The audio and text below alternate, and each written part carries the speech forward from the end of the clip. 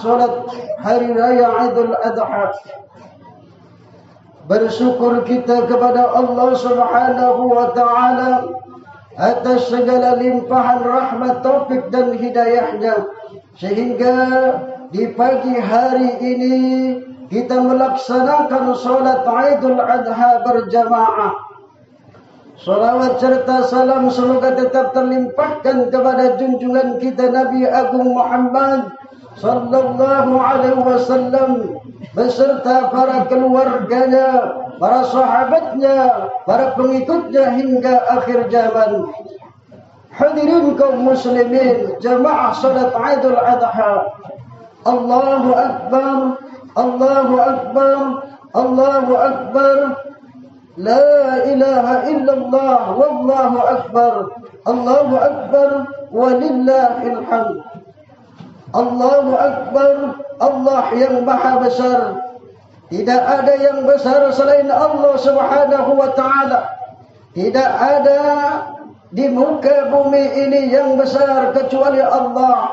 Maka kita sebagai hamba-Nya mengagungkan Allah, membesarkan Allah Subhanahu wa Ta'ala. La ilaha illallah, tiada Tuhan selain Allah. Tiada Tuhan yang berhak disembah kecuali Allah Subhanahu wa Ta'ala. Walillahil hamd. Dan baginya segala puji. Puji ada 4 macam. Ada puji qadim alal qadim, yakni Allah Subhanahu wa Ta'ala memuji dirinya sendiri. Puji qadim alal qadim, Allah memuji dirinya sendiri. Dalam surah Taha Allah Subhanahu wa Ta'ala berfirman, innani anallahu la ilaha illa ana fa'budni wa aqimis salata li dzikri. Allah Subhanahu wa Ta'ala berfirman, sesungguhnya aku adalah Allah, tiada Tuhan yang berhak disembah kecuali aku, kata Allah. Fa'budni, maka sembahlah aku. Wa aqimis salata li dzikri, dan dirikan salat untuk mengingatku. Itu adalah puji qadim alal qadim. Ada puji qadim alal hadis, yakni Allah Subhanahu wa Ta'ala memuji makhluknya.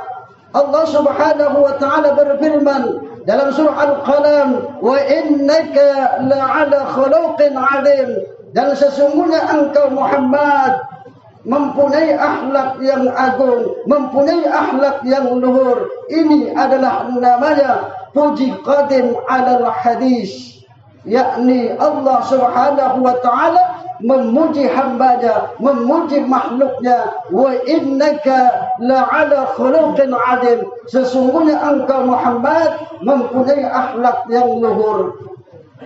Lalu ada puji hadis alal qadim, yakni makhluk memuji Allah Subhanahu wa Ta'ala, seperti ucapan alhamdulillahi rabbil alamin, segala puji hanyalah milik Allah, penguasa semesta alam.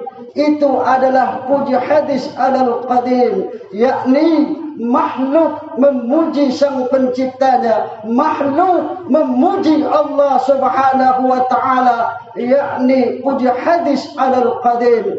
Lalu yang keempat, ada puji hadis alal hadis, yakni makhluk memuji makhluknya, seperti ucapan jazakallah, semoga Allah membalasmu, semoga Allah membalas amal perbuatanmu. Ini adalah puji alal hadis, puji hadis alal hadis, yakni makhluk memuji makhluknya. Itu ada 4 hal pujian kepada Allah Subhanahu wa Ta'ala dan kepada yang diciptakannya. Hadirin kaum muslimin, jamaah salat Idul Adha. Allahu Akbar, Allahu Akbar, Allahu Akbar. La ilaha illallah, wallahu akbar, Allahu akbar, walillahil hamd. Hadirin kaum muslimin, jamaah salat Idul Adha. Allah Subhanahu wa Ta'ala berfirman dalam surah Al-Hajj ayat 37 Allah Subhanahu wa taala berfirman, a'udzu billahi as-sami'il 'alim minasyaitonir rajim. Bismillahirrahmanirrahim. La yanalallaha luhumuha wala dima'uha walakin yanaluhu at-taqwa minkum. Yang artinya sekali-kali Allah itu tidak akan menerima daging-daging kurbanmu. Allah tidak akan menerima daging dan darah kurbanmu, kecuali yang diterima itu akan tetapi yang diterima itu adalah ketakwaanmu. Hadirin kaum muslimin jamaah salat Idul Adha, bersyukur apabila kita di hari raya ini berkurban.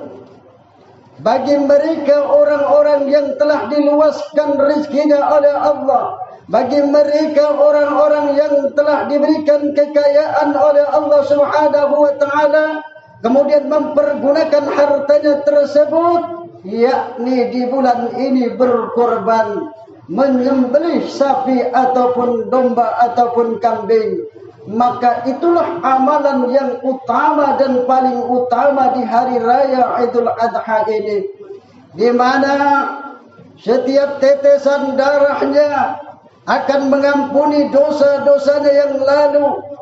Bagaimanapun dosanya akan diampuni oleh Allah Subhanahu wa taala apabila dia memang berkurban dengan ikhlas, mengharapkan ridho Allah Subhanahu wa taala, bukan karena tujuan sombong, bukan karena tujuan riya, tapi karena ikhlas, karena mengharapkan ridho Allah Subhanahu wa taala. Makanya Allah Subhanahu wa taala menjelaskan, la yanalallaha luhumuha, sekali-kali daging darah kurban itu tidak akan sampai mencapai keridhaan Allah Subhanahu wa taala. Akan tetapi yang sampai kepada Allah adalah ketakwaanmu.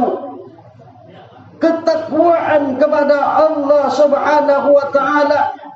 Ini perihal ayat ini di zaman jahiliyah, di zaman dahulu, orang-orang jahiliyah mereka berkorban sama. Mereka berkorban, kemudian daging-dagingnya itu diletakkan di berhala-berhala mereka. Kemudian darahnya tersebut dimuncratkan di berhala-berhala mereka, di sembah-sembahan mereka.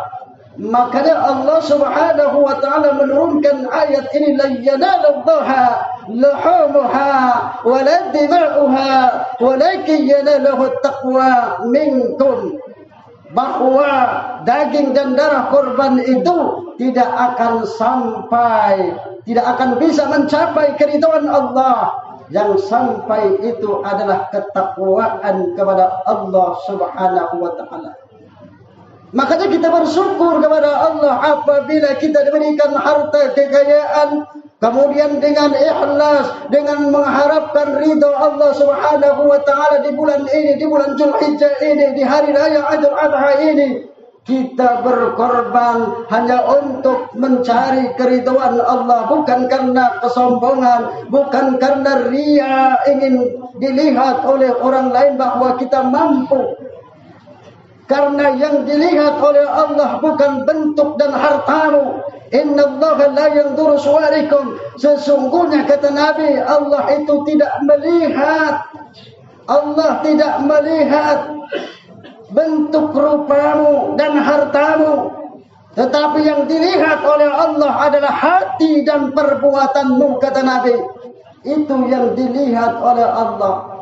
Allah tidak melihat bentuk rupamu. Allah tidak melihat hartamu. Berapa banyak hartamu tidak dilihat oleh Allah. Namun yang dilihat, kata Nabi, adalah hati dan perbuatanmu. Allahu Akbar. Allahu Akbar. Allahu Akbar. La ilaha illallah. Wallahu Akbar. Allahu Akbar. Walillahil hamd. Hadirin kaum muslimin, jemaah salat Idul Adha, maka kita bersyukur kepada Allah apabila kita mampu untuk berkurban di bulan ini, di bulan haji ini, karena kurban tersebut apabila sebelum hari raya, maka itu bukan namanya kurban, tetapi sedekah biasa.